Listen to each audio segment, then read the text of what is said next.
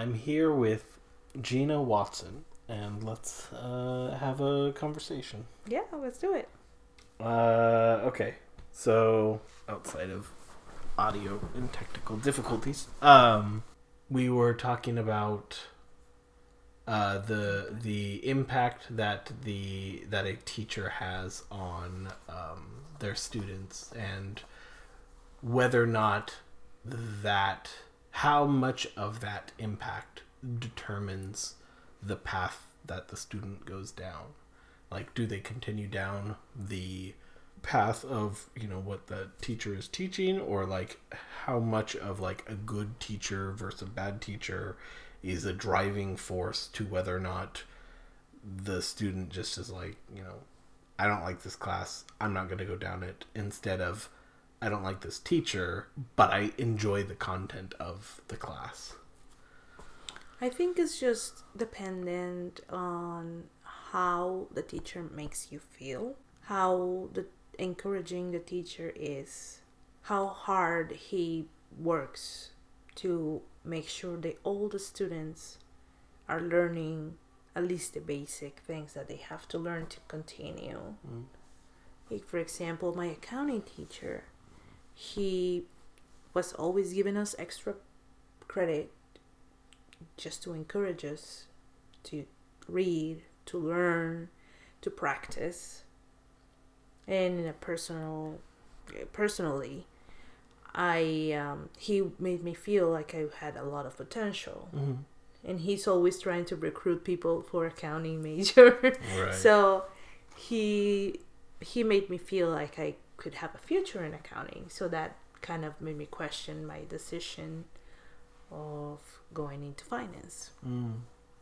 But also has to do with the amount of things you are dealing with when you are in college, especially if you're in your 20s. You have to think about a relationship if you have one. You have to think about supporting yourself, having a job, keeping a job, but also like doing good at school. If you have any loans, you have to keep your grades up so you can keep receiving those loans. So it's a lot of things. In my position, right now I'm in my 30s, so there's a lot of things I don't have to worry about. Right. I have a husband. Of course, I worry about keeping my relationship, but not. Sure. I don't have to find one. Right. Yeah. I mean, that's, one of the big things that a lot of people are focusing on when they're young. Yeah. And I am there for learning, not for the partying and the drinking and all the crazy things that happen in college. Right. So I guess I have more time to appreciate what I'm being taught and what the teacher has to say. And so teachers, at least personally, have a big impact in my decisions towards my future, my career. And if I feel like I'm encouraged and I appreciate it, I might make decisions that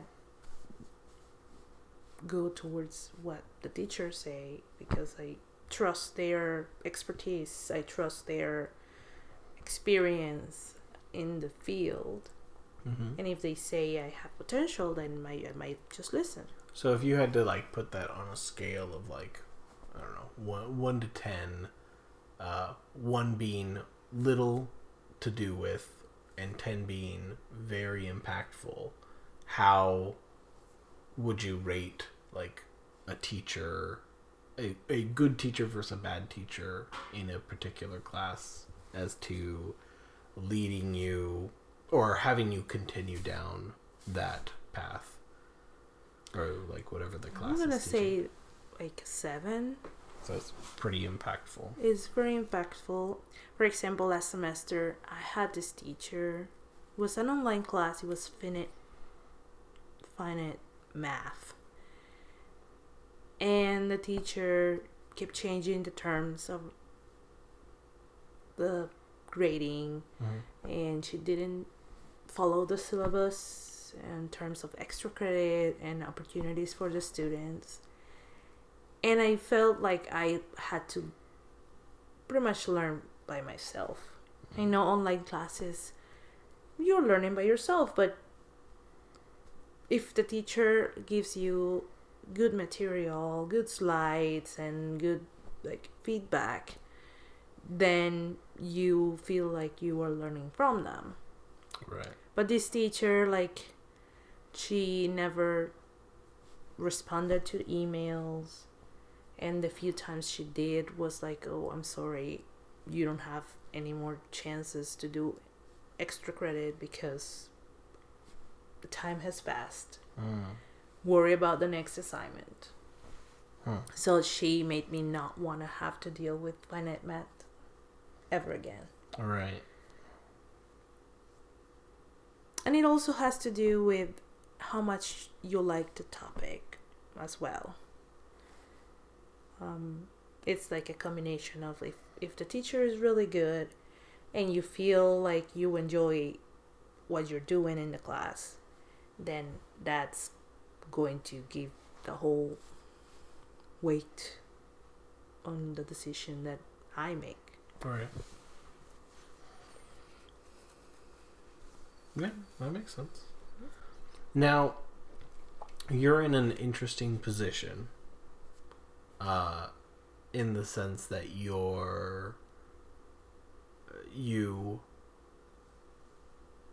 I mean, this is kind of diving into your whatever history, past, whatever. So you're in an interesting position due to the fact that you went to schooling, and are now back in schooling after an extended period of time. How do you think that has that impacted you, being in this weird, or not weird, but in this, I mean, it's not unusual because there's lots of people that go to school, but being somebody who has gone to school and then has gone back to school again, how has that felt? Is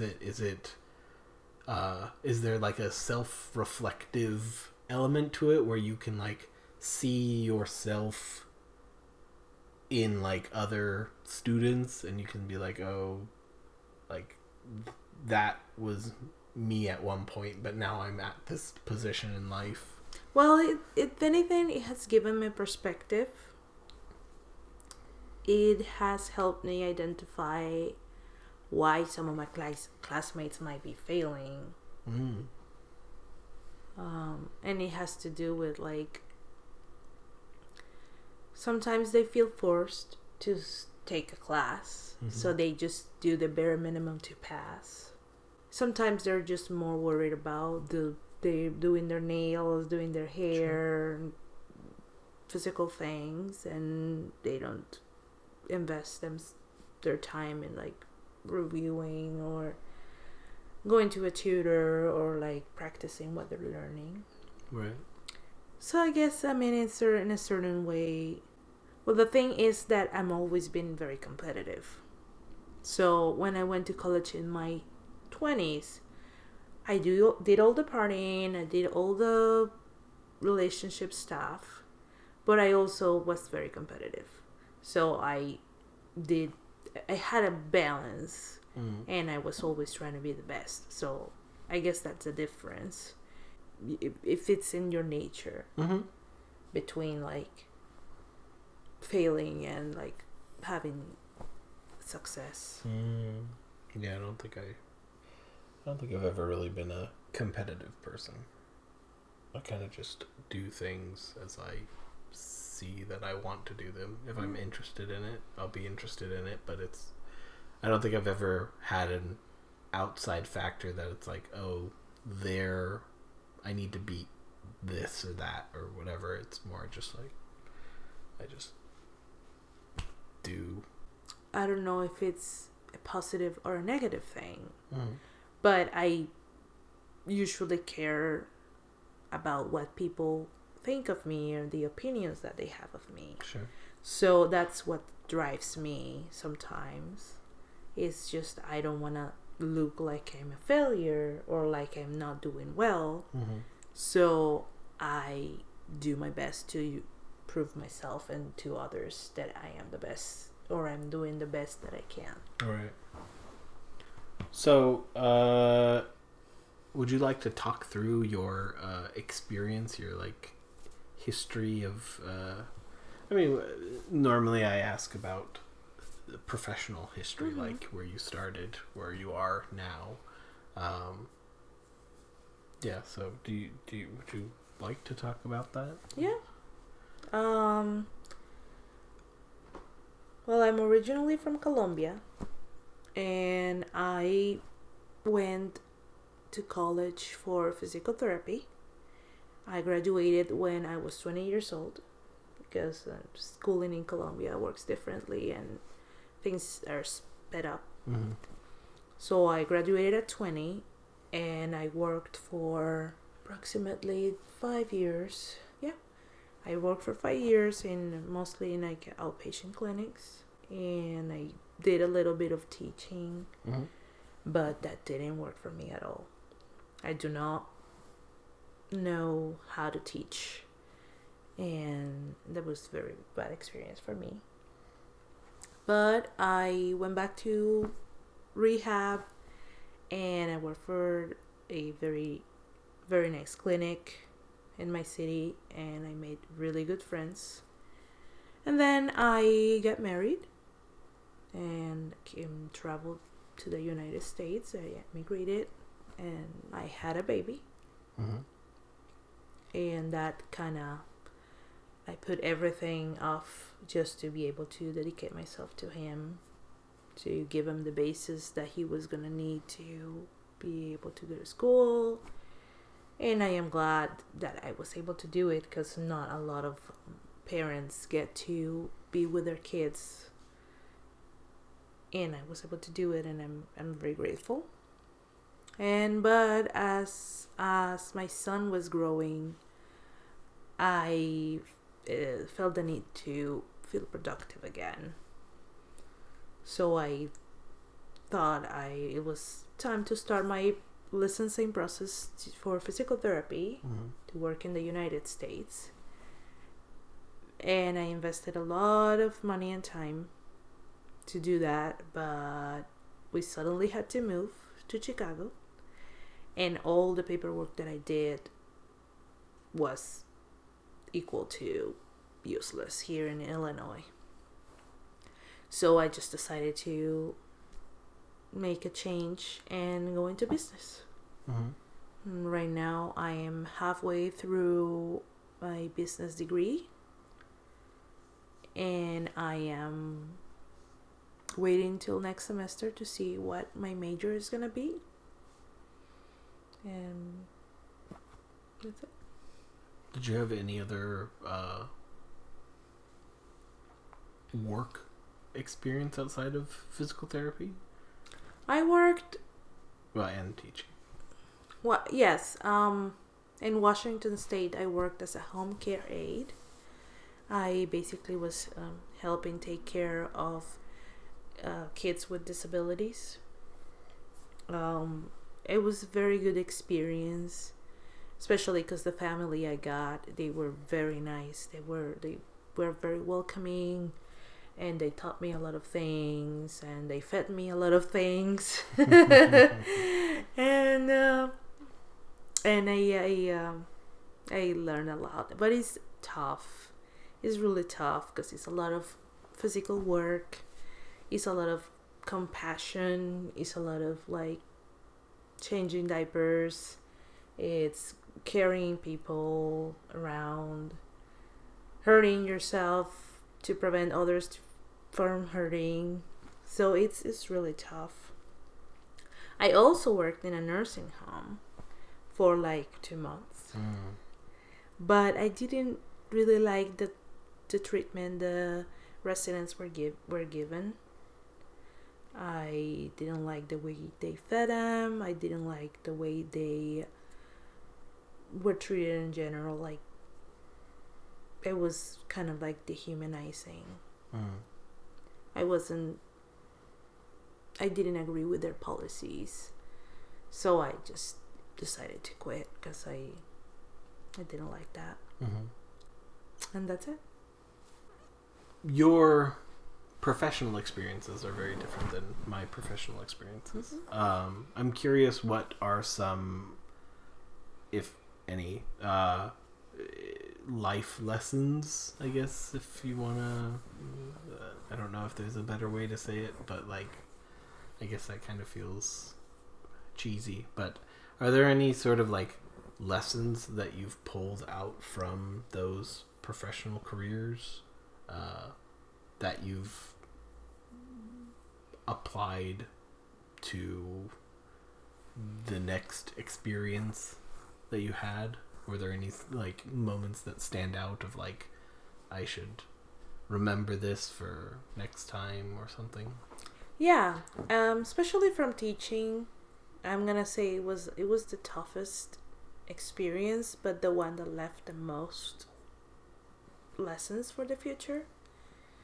One of them was to not let myself cave for pressure. Like, I was really young.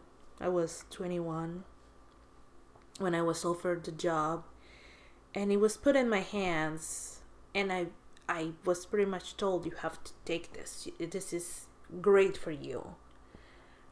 I had barely had any experience with patients. So how was I supposed to teach others to treat patients when I didn't have like experience or sufficient experience to teach them. Mm-hmm. I think the fact that I was so good academically influenced other people to think that I had enough experience to teach. And it didn't happen once, it happened twice, and it was pretty traumatizing for me. So that's one of the things. Like, don't let yourself anybody pressure you into making a decision if you're not comfortable, if you don't think that you have the experience or the tools or the expertise to do it. From physical therapy,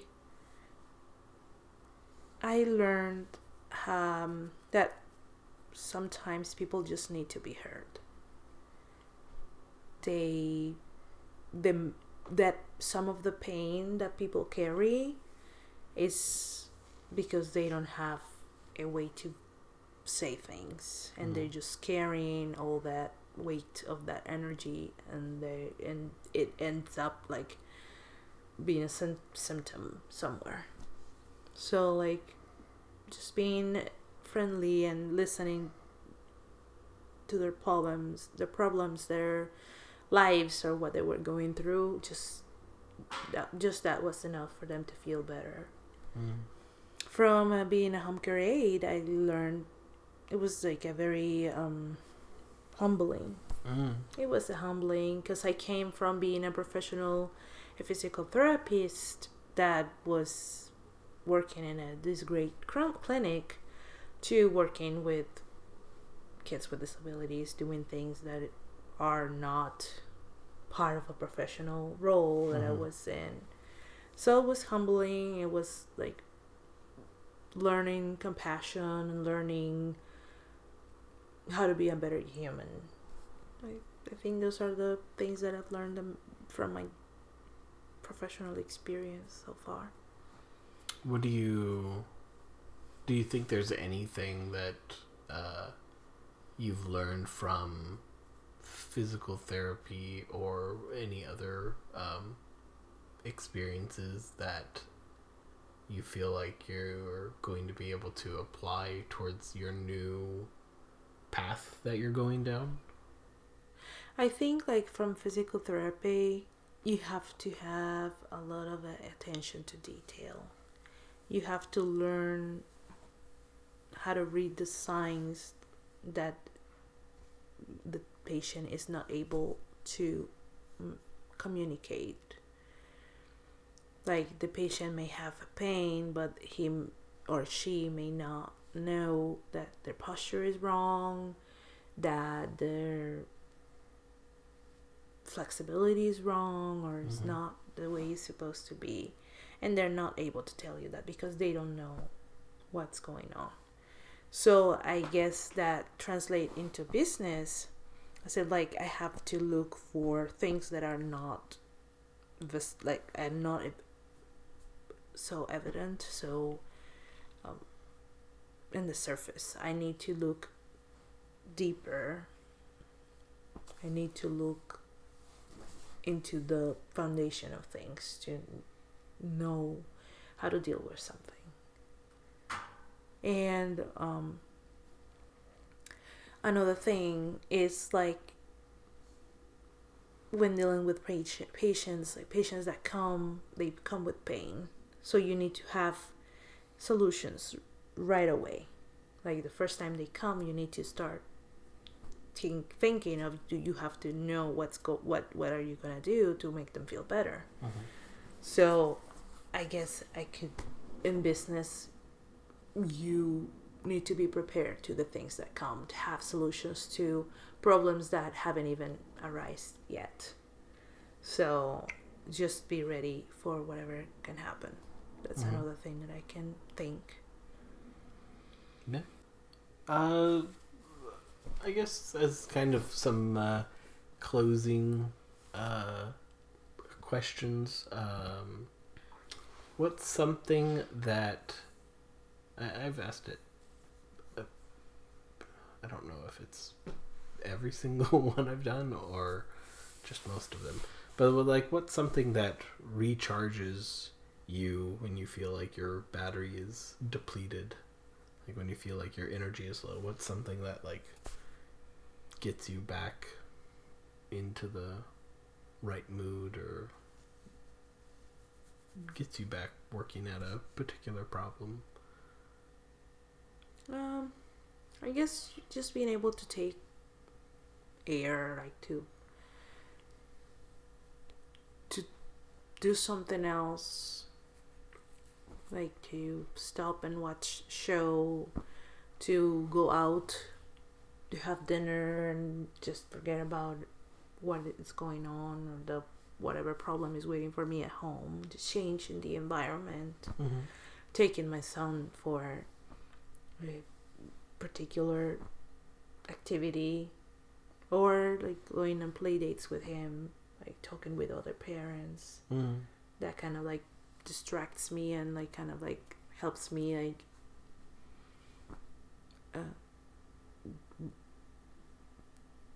maybe think better of a better solution, or just like relax and put myself in a different circumstance to then come back and try to figure out what's going on. Do you have any sort of creative outlets? Anything that you do that you feel well? And maybe, I mean, you don't have to feel like it has or is a creative thing, but is there like something that you do that you enjoy doing that kind of like is a way for you to express yourself? I don't think I have like anything that significant that I can consider a creative outlet. I wish I'd had one. Or I wish I just would just like do whatever. But I've always considered myself bad for art, bad for music, playing instruments. Cooking is not so good either. Well, I mean, as somebody who may or may not have like a eating my food, better visibility into like the things you do, I like, for me, something that I would say that is maybe a creative outlet for you is like the schoolwork you do. You put yourself into it versus just doing the work. There's very much a methodical like style that you have that is like your own way of like saying, you know, this is me. I'm, you know, noticing things. I'm paying attention to things. So you're putting an element of yourself in the work you do versus most people that are just going to do the thing and answer the question and say, oh, okay, this. But you take an extra step of like personalizing and curating that stuff that you do to cater towards I'm rambling, I guess. But yeah, so there is a I see a creative element to the schoolwork you do. There's very much an intentional way that you do things. Yeah, I mean, I guess a way for me to be creative is to find whatever my teachers like, whatever the way they want students to answer the questions, and then I put my answers in their style, and that I can tell it gives me better grades than my classmates who may just say whatever they want. So I guess that resonates with creativity, and I like to me, like, presentation and first impressions are very important. So if my teacher sees that my editing work is very good and that my presentation goes like beyond what's expected, I'm going to get a better grade. So that's one of the things that I do. Thank you for having this conversation with me. Well, thank you for having me. I really enjoyed it. Maybe we'll have to do some more episodes if you are interested. There's plenty more to talk about. You have a lot of experiences that I have not had, and it would be interesting to dive deeper into those and learn, at least for me, if not for both of us, through conversations. Yeah.